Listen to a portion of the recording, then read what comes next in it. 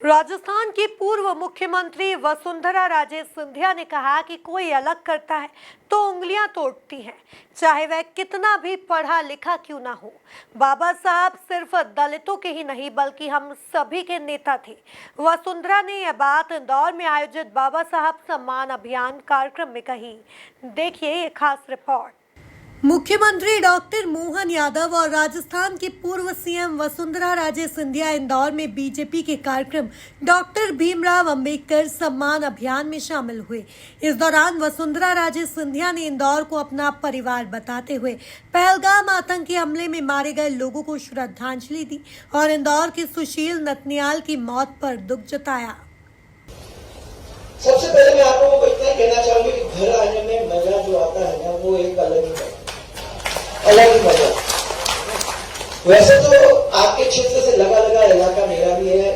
झालावाड़ के अंदर जो भी होता है, जो भी काम करवाना है, आज भी हमको इंदौर में ही आना पड़ता है। तो एक किस्म से कभी कभी मेरे मन में लगता है कि हम लोग अब तक झालावाड़ को उस लेवल तक नहीं ले जा सके। हम कोशिश तो कर रहे हैं, परंतु दूसरे लेवल पर मुझे बहुत गर्व होता है सोचकर कि हमारे मध्य प्रदेश के अंदर आज इंदौर एक ऐसी जगह है जहां हम लोगों को जाने का ये ऐसा मौका मिल रहा है और हमारे लोग यहीं आते रहते हैं। इसलिए दो तरफा पारिवारिक रिश्ता आप लोगों के साथ। उसके साथ साथ मैं सबसे पहले आज इसको शुरू करने से कश्मीर के अंदर जो पहलगाम में हुआ और जिन आतंकवादियों ने इतना कायराना हमला किया और उससे शिकार हुए हमारे बहुत सारे देशवासी, उन सबको हम सब की ओर से मैं सबसे पहले श्रद्धांजलि अर्पित करना चाहूंगा। इस हमले के अंदर हमारे इंदौर के भी एक परिवार को आघात, बहुत गहरा आघात। इंदौर के सुशील जी नाथानियल, इनको भी आतंकवादियों ने धर्म के आधार के पर बहुत ही बेरहमी से मारने का काम किया है और उनकी बेटी आकांक्षा के पैर में भी गोली लगी है, ये मैंने सुना है।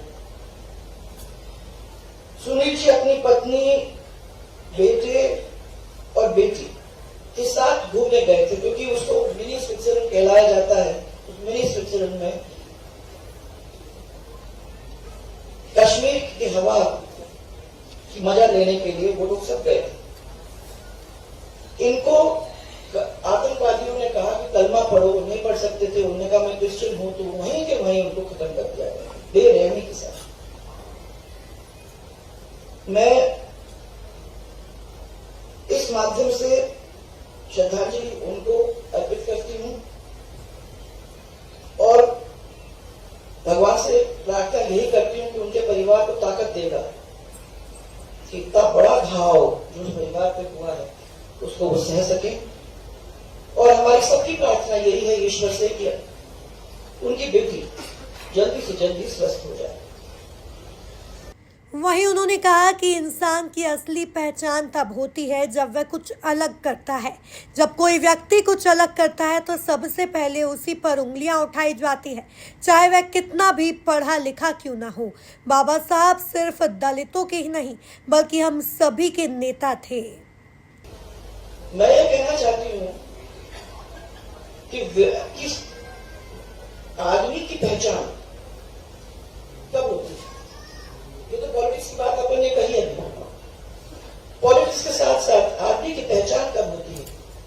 जब कोई आदमी कोई अलग काम करता है तो वो सबसे ज्यादा क्रिटिसाइज लोग उसी को करते हैं, सबसे ज्यादा लोग उंगली उठाने का काम उसी को करते हैं, चाहे वो कितना भी पढ़ा लिखा हो। ये तो महाराजा बड़ौदा ने बड़ौदा के अंदर उनको पढ़ा लिखा के इतना महान बना दिया था कि दुनिया के अंदर कहीं भी जाकर अपनी बात कह सकते थे और उसको लोग बड़े गौर से सुना करते थे।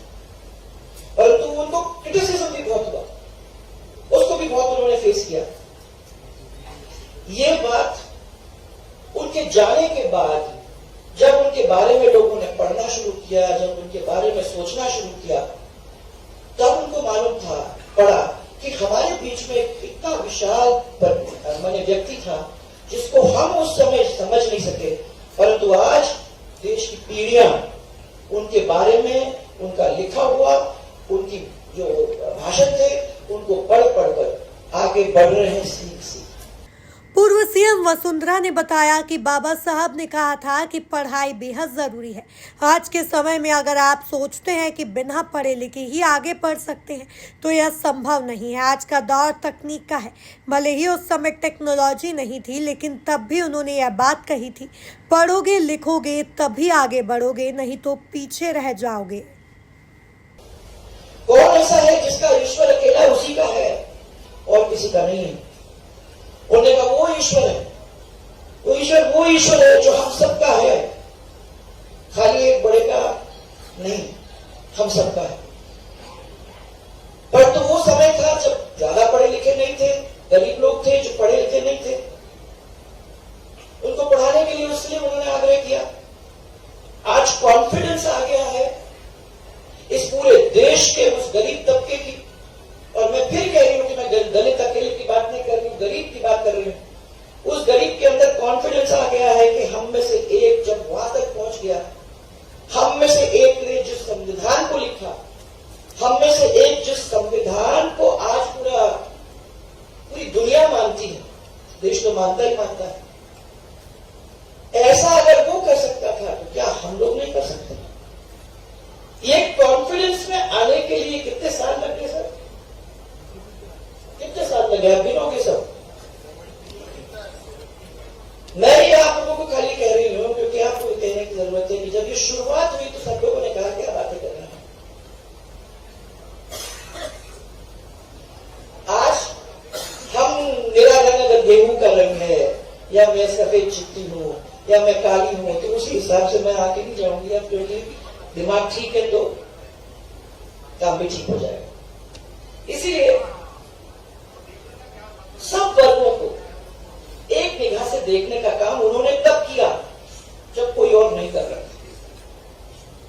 उन्होंने ये कहा कि एकमात्र कानून का दस्तावेज संविधान नहीं है, ये जीवन जीने का एक माध्यम है जिसको मैंने सोचा है और संविधान के अंदर उसको प्रकट करने की कोशिश की। तो जो व्यक्ति उस संविधान को पढ़ेगा तो वो समझ जाएगा कि उसका रोल इस दुनिया के अंदर क्या है। और इसीलिए हिम्मत इतनी बड़ी रखो, कहते थे वो, कि किस्मत भी छोटी लगने लगी। कितनी बड़ी लाइन है भाई। हाँ, और उन्होंने ये कहा जीवन लंबा होने के बजाय महान होने दो। हम लंबी जीवन की बात करते हैं, परंतु उस जीवन के अंदर हम क्या करते हैं जो उस जीवन को महान बना सके, जिसकी वजह से आपको कोई याद कर सके, वो आपको ये याद दिलाते हैं। सफलता कहते हैं वो कभी भी पक्की नहीं होती है, असफलता भी कभी अंतिम नहीं होती है। और अपनी कोशिश को तब तक जारी रखो जब तक जीत इतिहास माने ऐतिहासिक न बन जाए। बुरे वक्त सबके जिंदगी में आते हैं।